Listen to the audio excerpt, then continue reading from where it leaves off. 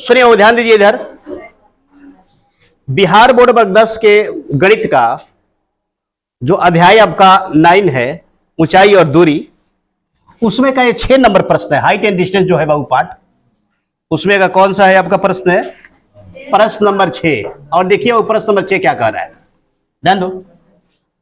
जब भी इस प्रश्न को पूछा जाएगा 5 अंक के लिए पूछा जाएगा, ठीक है ना। प्रश्न पढ़ते हैं एक बार। कह कि 1.5 मीटर लंबा एक लड़का 30 मीटर ऊंचे भवन के शिखर को क्या कर रहा है? 30 मीटर ऊंचे एक भवन से कुछ दूरी पर खड़ा है। बाबू देखिए इधर, ये बाबू भवन हो गया हमारा 30 मीटर ऊंचा। ये क्या है आपका? भवन हो गया। कितना मीटर ऊंचा है बाबू भवन? 30 मीटर। करे कि लड़का 1.5 मीटर है और 30 मीटर ऊंचे भवन के शिखर को वो क्या कर रहा है? देख रहा है। अब करके जब वह ऊंचे भवन की ओर भवन से कुछ दूरी पे लड़का खड़ा है, लेकिन अब क्या कर रहा है? भवन के तरफ बालक चलना शुरू कर रहा है। सुनिएगा, करे कि तब उनकी आंखों के से भवन के शिखर का उन्नयन कोण 30 था। जब खड़ा था बालक, तो भवन का शिखर का उन्नयन कोण आंख के साथ कितना था? लेकिन जैसे ही कुछ दूरी पे गया तो 30 से बढ़कर उन्नयन कोण कितना हो गया बाबू? जैसे जैसे क्या होता है कि हम किसी ऊंचे भवन या मीनार के तरफ चलना शुरू करते हैं तो उन्नयन कोण हमारा क्या होता है? बढ़ने लगता है। और वहीं बाबू क्या हो गया कि जब लड़का शुरू कर रहा है तो 30 से बढ़ के कितना हो गया? तो कह रहे कि बताए कि वह लड़का बाबू भवन की ओर कितना मीटर दूरी तय किया है, यानी कि कितना मीटर बाबू चलने के बाद उसके आंखों का उन्नयन कोण 30 से बढ़कर बाबू कितना हो जा रहा है? 60 हो जा रहा है। ध्यान दो इधर देखिएगा, हमने क्या किया बाबू? यहाँ पे आकृति बना लिया। लड़के का ऊंचाई कितना है? 1.5 मीटर, यानी कि यहां पे उसका उन्नयन कोण बन रहा है। तो जो भवन की वास्तविक ऊंचाई है ना, उसमें से क्या होगा? घट जाएगा। यानी कि लड़के के ऊंचाई को छोड़ करके शेष भवन की ऊंचाई ये बराबर कितना होगा हमारा? 30 में से हम 1.5 घटाएंगे ना तो कितना हो जाएगा? 28.5 मीटर। हाइट में कितना बाबू? 5 मीटर। अब देखिएगा, शुरुआत में जो लड़का जब यहाँ पे सी बिंदु पे खड़ा था तो आंखों का उन्नयन कोण कितना था? 30। और जब सी से बनी डी दूरी तय किया है, यानी कि डी तक जब गया है तो आंखों का उन्नयन कोण कितना हो गया? 60 हो गया।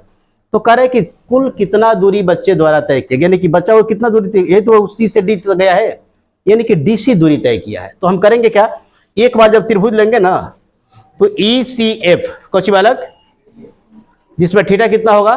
30 और लंब कितना होगा? थीटा का समानांतर लंब होगा ना बाबू 28.5, और आधार कितना होगा?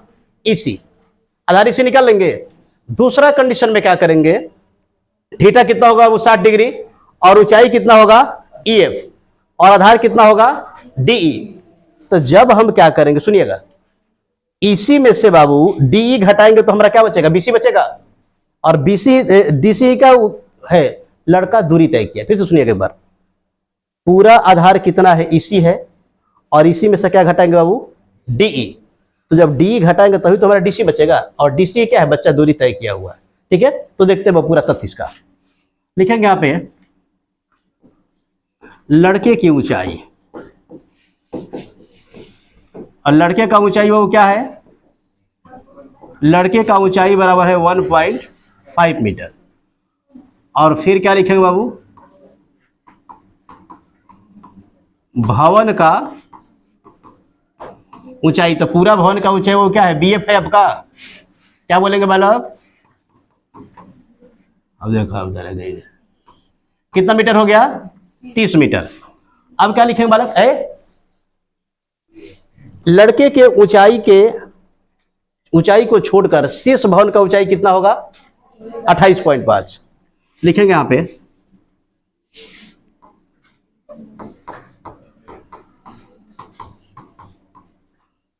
ऐसा कर लेते हैं,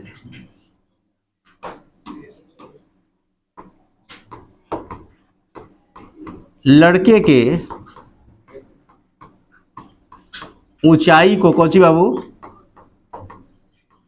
छोड़कर शेष भवन की ऊंचाई, शेष भवन की कौची बालक क्या होगा? EF लिखेंगे बाबू उसका। EF बराबर कितना हो जाएगा? ताकि उसमें से हम लड़के के ऊंचाई को घटा लिए। ठीक है ना। अब क्या लिखेंगे, त्रिभुज किसमें, देखिएगा ई सी एफ में, किसमें बाबू, त्रिभुज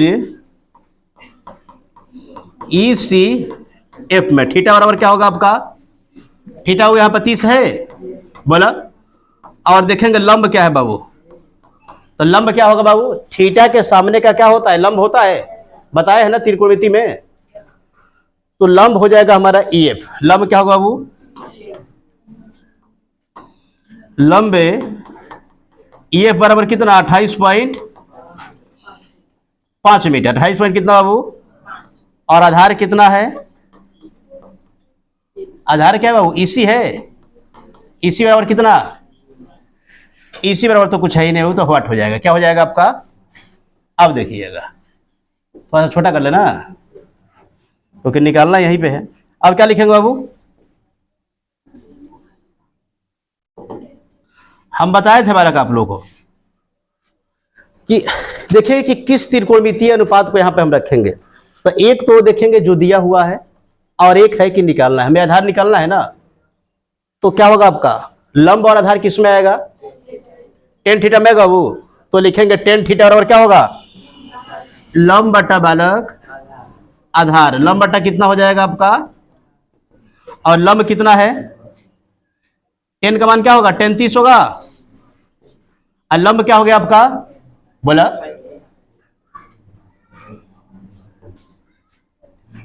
लंब बाबू लिखेंगे हम ई एफ। अब बटा में क्या होगा आपका, आधार हो जाएगा ई सी। आधार क्या हो जाएगा, तो देखो टेन 30 का मान कितना होता है, 1/√3 होगा बाबू। 1 बटा क्या होगा, √3 होगा। 1 बटा क्या हो जाएगा, √3 हो जाएगा। 1 बटा क्या हो जाएगा, √3। ध्यान दीजिएगा। तो हम ई एफ का मान कितना रखेंगे, तेज बोल बाबू, 28 पॉइंट कितना, 5 मीटर, और बटा में इसी। अब क्या होगा, क्रॉस गुणा होगा बाबू। तो एक में जब इसी से गुणा करेंगे तो ये क्या हो जाएगा आपका इसी, और ये क्या हो जाएगा हमारा 28.5 मीटर। डायरेक्टली लिख देता हूँ 28.5 √3 मीटर। हमने क्या किया बाबू, पूरा क्या ज्ञात कर लिया, इसी ज्ञात कर लिया। अब क्या ज्ञात करेंगे हम, जो त्रिभुज आपका फिर बनेगा आपका कौन सी, डी ई एफ, कौन बालक, डी ई एफ से आधार क्या ज्ञात करेंगे, डी ज्ञात करेंगे। और पूरा बाबू डीसी में से जब डी घटाएंगे तो ही हमारा क्या निकलेगा, डीसी। और डीसी की दूरी क्या कर रहा है, लड़का बालक तय कर रहा है, यही दूरी तय कर रहा है ना। तो थोड़ा सा पेज बदल लेते हैं। अब क्या लिखेंगे, त्रिभुज डी ई एफ में, किस बाबू, डी ई एफ में क्या लिखेंगे, त्रिभुज डी ई एफ में थीटा कितना है बाबू, थीटा 60 है। और आधार क्या होगा इसमें, आधार का रला, आधार ना देखला बाबू, आधार हो जाएगा हमारा कौन सी, डीसी। और लंब क्या होगा आपका ई एफ। आधार डी होगा ना, तो डी बराबर वाट हो गया, और लंब क्या होगा वो इसका ई एफ ना। 28 पॉइंट कितना बाबू, 28.5 मीटर। अब क्या लिखेंगे हम, टेन थीटा बराबर क्या होगा,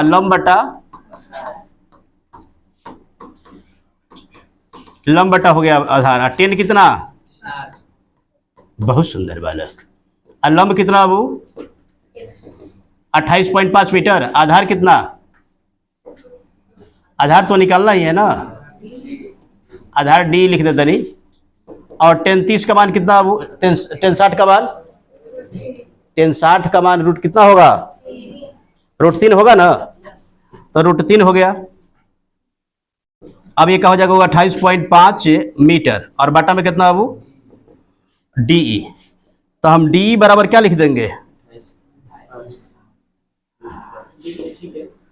डी बराबर क्या हो जाएगा आपका, अब बटा में कितना बाबू, यही ना है।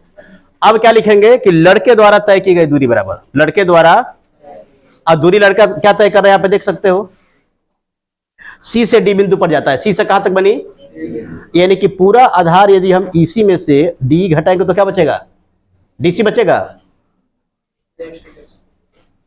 देखिएगा लिखेंगे यहां पे,